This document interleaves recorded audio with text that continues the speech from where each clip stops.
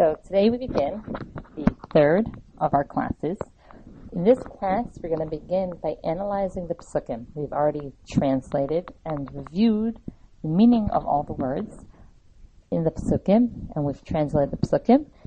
Now, today we're going to be analyzing what do these Pesukim mean? How do we look at a Pasuk and understand the deeper meaning? So the first thing we're going to do is try to elicit from the text what is the family tree. So if we start with the family tree, I want you to look at your Pesukim. Please take out the handout that has the translation and the Hebrew together on the page.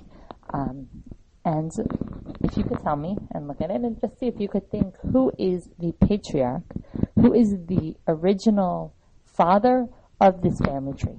And the answer is Nahor. His son, as it says in Pasuk Chav Daled in the 24th verse, is Terach. We then continue, and in Pasuk Chavav and Chav Zayin, it tells us the three sons of Terach. They are Avram, Nahor, and Haran. Haran has a child named Lot. Now, if you notice on the family tree, there are a number of Haran's children that are still missing. We're going to mention them in the next few Pesukim, and we're going to learn about those names. And if you see the dotted lines, we're going to see that Avram and Nahor marry the children of Haran. So what is the question? That's what we're going to be asking ourselves. We're going to be looking for linguistic clues. We're going to be looking for redundancies, and we're also going to be looking for strange word usage. We're going to be looking for words that imply that there's a deeper story in the pasuk. So here are the Pesukim, the first two. What I would recommend is, if you would like to practice reading right now, you can take out your Pesukim and cover the left-hand side, which has the English, and try to read the pasuk to yourself. Underline the words that you don't know. And that way, when I read it, it will help ingrain in your memory those words. So the technique is pause the video, take out your Pesukim that we've done most recently, cover the English, try to read the Hebrew, underline the words you don't know, and then refer back to the English or listen to me. If you read, while you're reading, try to read the Pesukim out loud so your ear can hear it. And this way you'll hear the distinction between the way I'm reading it and the way you read it and improve your fluency. So here we go. Vayechi Nahor Tesha ve'esrim shana vayoled es Tarach. And Nahor lived 9 and 20 years, and he bore Terach. Vayechi Nahor, and Nahor lived acharei holido es Terach, after his bearing of Terach, cha esrei shana, 19 years, um'as shana, 100 years, vayoled banim uvanos, and he bore sons and daughters.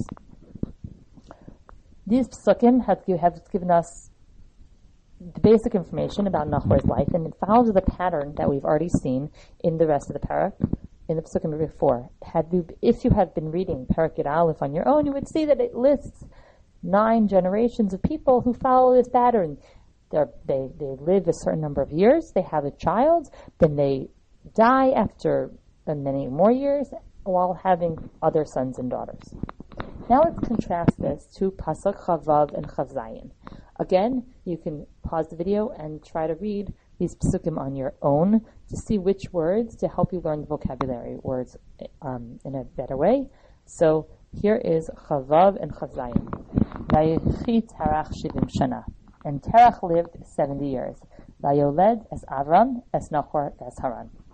And he bore Avram, Nahor, and Haran. Ve'ele toldos Terach, Terach holid es Avram, es Nahor ve'es Haran. And these are the generations of Terach. Terach bore Avram, Nahor, and Haran. The Haran holid es Lot. And Haran bore Lot. So the question I present to you is the following. What is the question? What is the question that these Pesukim are supposed to elicit from us? If you look at the parallels, Chav Daled and Chavav, we see that Chav Daled is a parallel pasuk to Chavav, but there's one difference.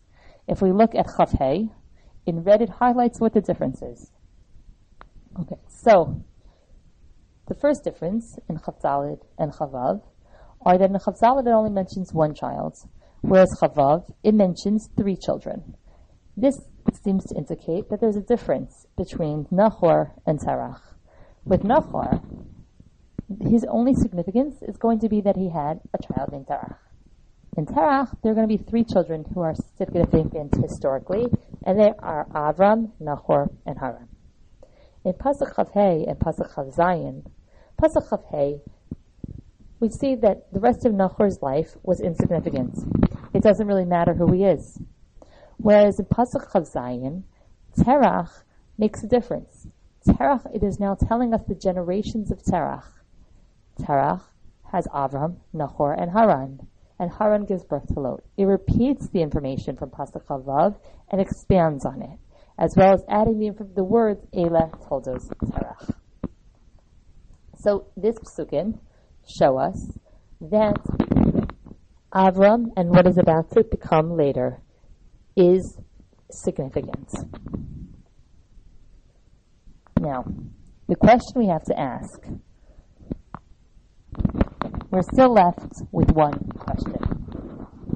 We can say that Avram was significant from looking at Pasuk Chavav or at Pasuk Chav Zayin. What would be the question on this Pasuk Chavav and Chav Zayin? We see that there is a redundancy. The same information is repeated twice.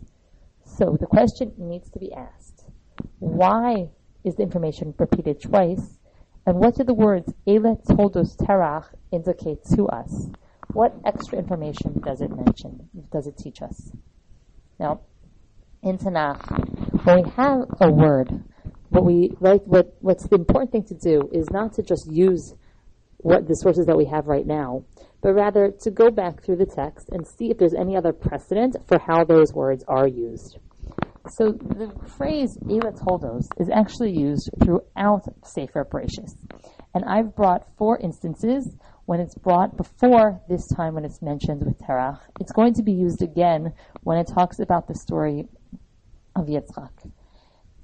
The first, Eila Toldos Hashemayim Va'aretz. These are the Toldos of the heavens and earth, B'Hibaram, when they were created. B'Yom HaSos Hashem Elokim Eretz Hashemayim. So when the Pesukim are about to tell us about what happened on the heavens and earth, it uses the phrase Eila Toldos. Zeh Sefer Toldos Adam is the second phrase. B'Yom Bro Elokim Adam B'Tzmus Elokim Osaso. This is the book of the generations of Adam. In the day that God created man in the likeness of God, made he him. Third source, Eila Toldos Noach. These are the generations of Noach. Noach ish sadik tamim haya b'dorasav. He was a righteous, pure man in his generation. Vayoled Noach, I'm skipping the rest of the word. Esel kim yisalech Noach, with God Noach walked. Vayoled Noach shlosha banim. Noach bore 3 sons, Shem, Cham, and Yafes. And finally, Ve'eila Toldos b'nei Noach, Shem, Cham, and Yafes. These are the generations of the sons of Noach, who were Shem, Cham, and Yafes. Vayivaldu lahem banim. Sons were born to them, Achar Mabul, after the flood. In each of these instances, in the first example, Eila Toldos Hashemayim Va'aretz, the heaven and earth does not have generations, does not have children. And it tells us what happens after God created the earth, heaven and earth. In the second example, again, this is the book of the generations of man on the day that God made man. The third example, when it's talking about Noach, it tells us immediately that Noach is tzaddik.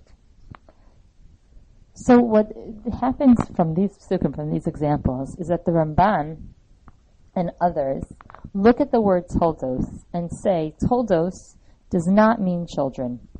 Toldos means history. When you see Eila Toldos, and then a name follows, it means that what is about to be recounted are the historically important events that happened to that individual. It's about to be the story of that individual. And this story in Tanakh, in Sefer Bereshis, generally has a pattern. The pattern begins with telling us when he is born, or of the first significant event that happened in his life, of which he was a central player. It then tells us the rest of his life story that were important for us to learn. and it concludes with his death. The death of this person is not in a chronological order. What this means is the next pasuk will say, "This is the toldos, this is the generations, this is the history of another person." And even though the previous person is still alive, the Torah acts as if that person had been killed off. It uses Yitzchak. Yitzchak is Eile Toldos Yitzchak. Yitzchak dies at the end of Parshas Toldos. But in fact, he's still alive even when Yosef is sent down to Mitzrayim a few parshios later. So even though the Torah mentions the death of an individual, that death is not significant in terms of it's only mentioned there not to tell us that he's actually died, but rather that this is the end of the life story, the end of the toldos of that person. So, toldos, as we see in Pasuk Chazayin, ve'ila toldos terach. These are the toldos of terach. What is the toldos? Toldos in this case does not mean generations, or it could mean generations, but according to some, it means this is the history of terach. What was the history of terach? Terach, holidas Avram, es Nahor, es Haran. The significant thing that Terach did, unlike Noach, who was tzaddik, the significant thing that Terach did was to have Avram, Nahor, and Haran, and that Haran was able to give birth to Lot. The next few Pesukim are going to give us the rest of the information of why Terach is significant. So here's some information. We're going to read Pasuk Ches now and see what happened during Terach's life that is important. Vayamas, if you want to pause and read this to yourself, please feel free to do so. Vayamas Haran al pnei Terach aviv, and Haran died on the face of Terach his father, be'eretz moladito b'or Kasdim, in the land of his birthplace in Or Kasdim. So now we have to look at what are some questions on this pasuk. And I took out some words. Vayamas Haran al pnei Terach aviv, and Haran died on the face of his father. What question might you ask about this pasuk? What might you? Let's look at this. Vayamas Haran, and Haran died al pnei, on the face of Terach his aviv, Terach his father. Does this mean that Terach was gardening and Haran tripped and fell over him and got cut off on a spear and died while he was right on top of his father's face? Is that what it means? Probably not. So, al pnei Terach aviv, we would say, has a literal explanation that's quite plausible. Al pnei might mean in front of, or when, during his father's lifetime. There is also another explanation. It's going to be a figurative explanation. So why is there a figurative explanation? Because this is a strange word usage. Al pnei. It could say b'chayei Terach aviv, during the life of Terach his father, but it doesn't say that. It says on the face of Terach his father. So there must be some other thing that the pasuk is hinting to. And Rashi brings up this question. If we look, al pnei Terach aviv, that is called the Dibur HaMaskil. That is the preceding text, the text that is going to be discussed by Rashi. Rashi has two explanations. The literal explanation, b'chayei aviv, during the lifetime of his father. But then he brings a very interesting midrashic explanation, which I'm sure many of us have already learned when we were children and never realized was not found in the text. Umedrash Agada yesh omrim she'al yedei aviv meis. There is an Agadata, there is a story in the Medrash.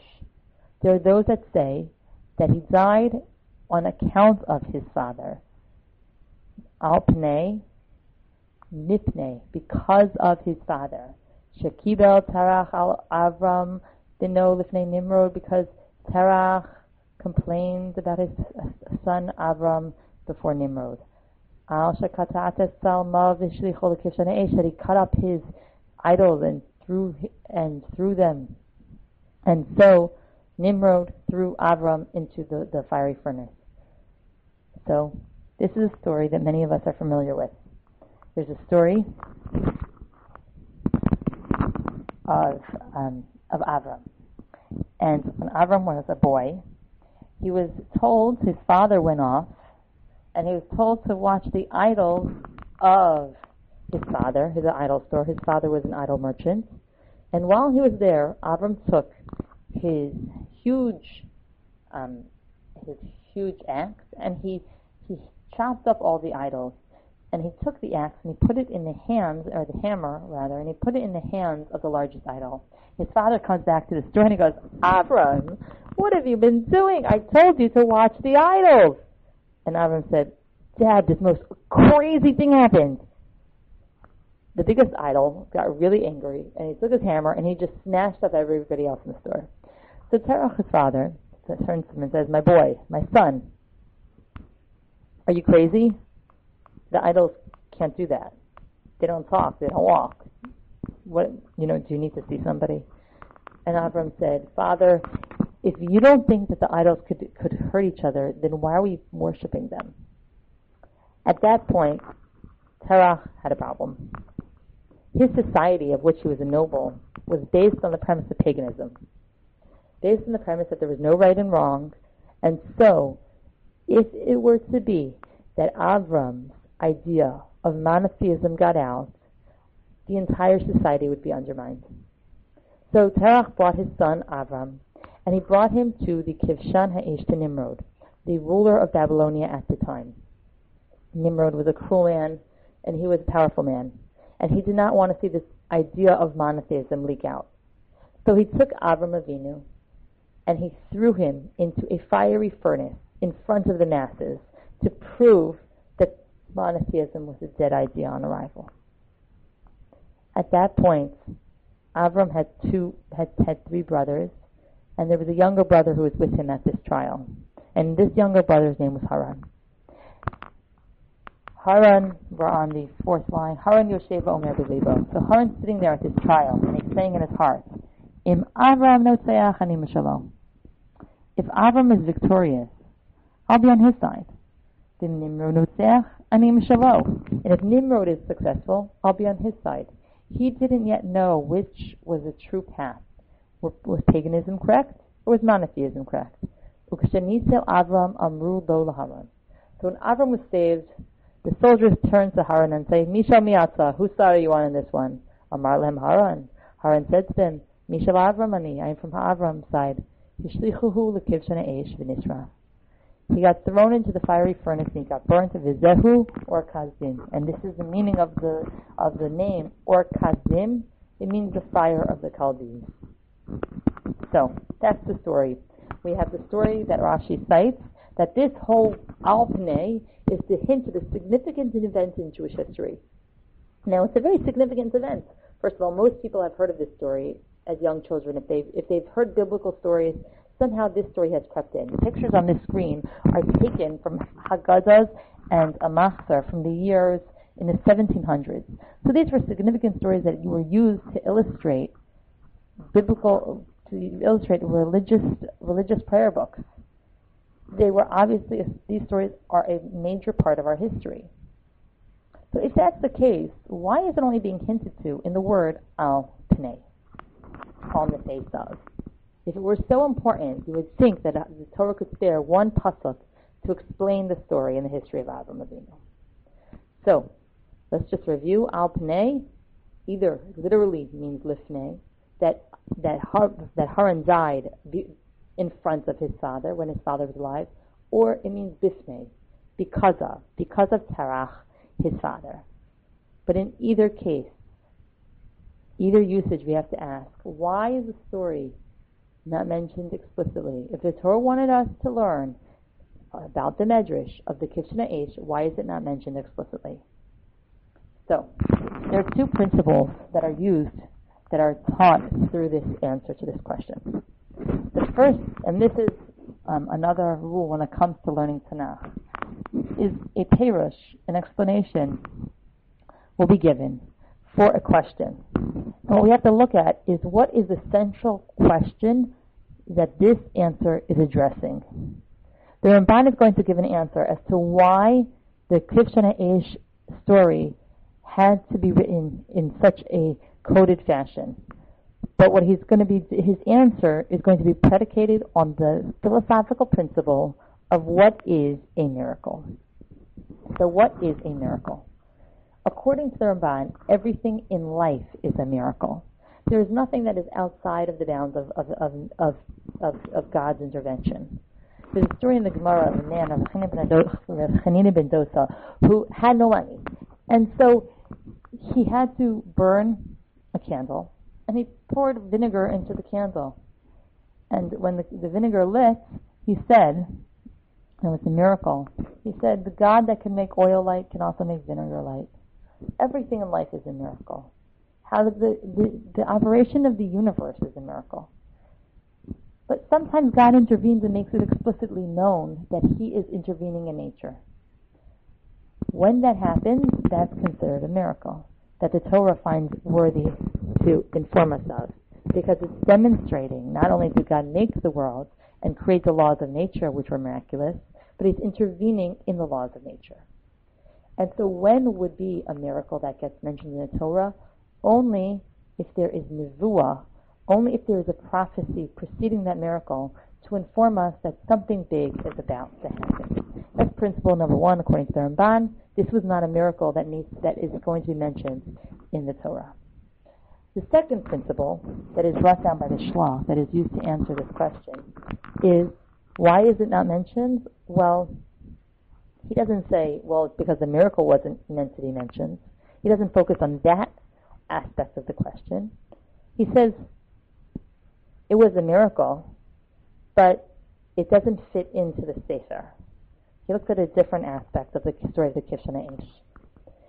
The story of the Kishana Eish is unique because it was a story of one of our ancestors that we are not meant to learn from.